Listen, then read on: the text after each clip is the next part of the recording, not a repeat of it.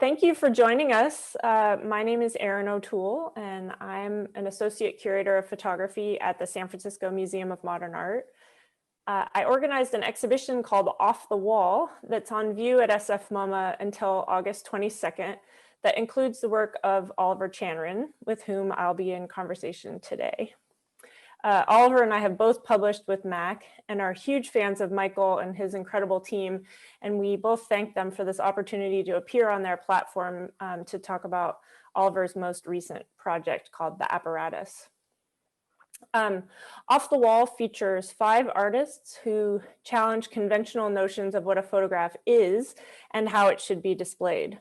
The title is sort of a flat-footed description of the fact that most of the artists have literally moved photographs off the wall, out of the frame and into the gallery space, turning them into sculptures, making them part of complex installations, projecting them onto various surfaces, and making specialized furniture for their display. The other artists are Liz Deschen, Sarah Z, Dayanita Singh, and Lieko Shiga. All mid-career artists who have been featured in exhibitions around the world and who have pushed the boundaries of photography and experimented with new forms and modes. And so with that brief introduction, I'd like to say hi to my friend Oliver. And hi. Let me describe the work itself, which is a room full of photographs. They're all 8x10 handprints mounted and framed in white box frame, very classical. They're in a line at eye height around the room. But on the floor are stacks of pictures, more of these frames, more of these images, a kind of untold number of them, I think about 260 in total. And the stacks, the pictures are in stacks and you can only see the top picture, but there's the implication that below that there are many, many more. And I wanted viewers to have the sensation, a little bit like a book in a way, that they were looking at an archive. They were never seeing the complete thing. They were only ever seeing a part of it, a portion of it. And attached to the walls are these machines on rails that move up and down the walls very slowly. And they are using a kind of suction cap. They're able to pick the pictures up off the stack, put them on the wall, remove a picture from the wall and put it on the stack. And in this way, the exhibition is constantly changing. The images on display are constantly evolving and changing, different pictures. If you went one day, you'd see a completely different set of pictures to the day before. What the viewer isn't fully kind of aware of really is that the algorithm is measuring the time that they spend looking at the pictures, and it's gradually adjusting the view that you get of the show according to the attention that the images get. So the more attention an image receives, the more often it gets shown. And the less attention an image gets or ignored, the less often it's shown, and eventually it never gets shown at all. Being able to see people interacting with the piece is fascinating, because people do things that I hadn't really anticipated.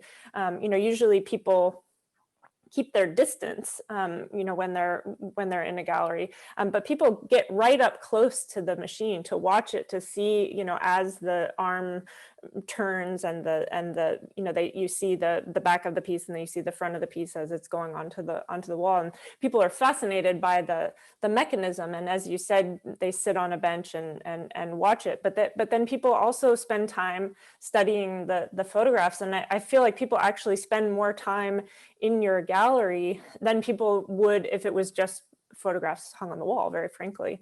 That it is getting people to slow down and to take their time and to sort of linger in a way that they might not otherwise.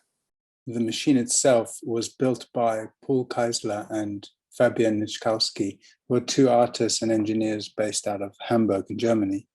And the pictures themselves were made in a very collaborative mode with Fiona Burgess, my wife, while we were in lockdown in our apartment in London. And they were inspired initially by the remarkable work of August Sander. So August Sander is a complex figure, but there's one picture in his series which I've always loved, and it's called Portrait of Painter's Wife. And it shows Peter Abelin's wife with these kind of short, slick-backed hair. She's clutching a cigarette between her teeth in quite a almost aggressive way. And it's very performative. And in that sense, it's quite unlike many of the other pictures in the series.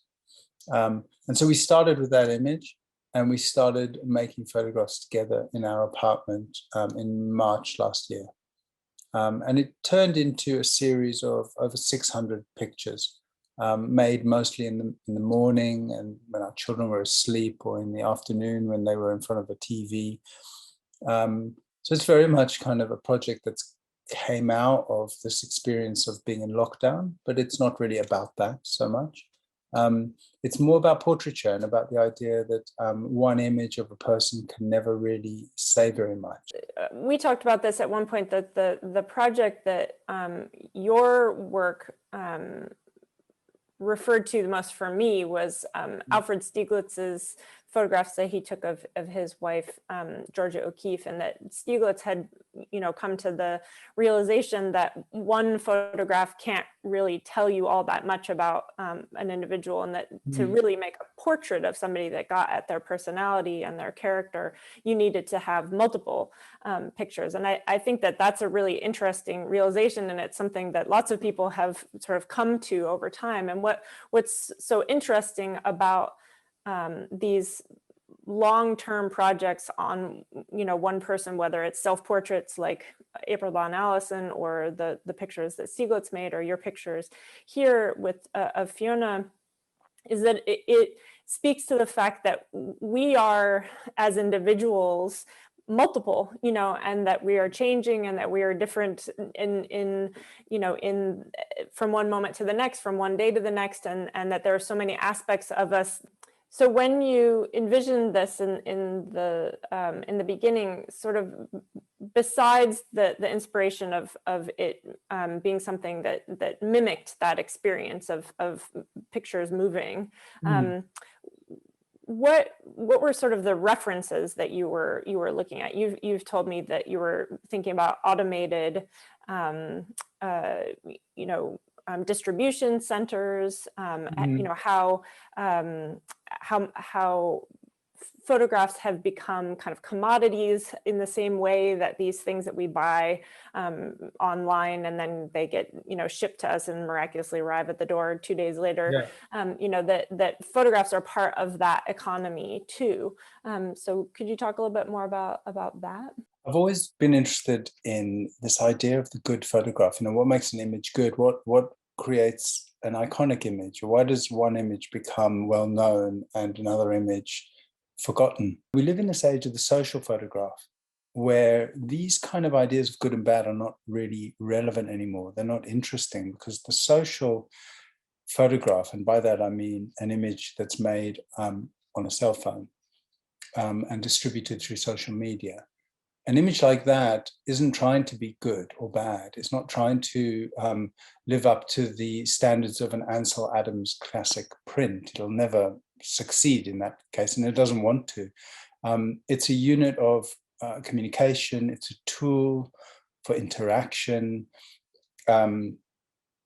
It's basically a way to communicate and to share experience. Social photographs are trading human experience for human attention, which is what I think we're all doing when we are online on the kind of death scroll of Instagram. This idea of shopping for experience that led me to do some research in Amazon's fulfillment center here in London. And also what really blew my mind was the Ocado factory, which is a warehouse in South London that I think is the largest online supermarket in the world.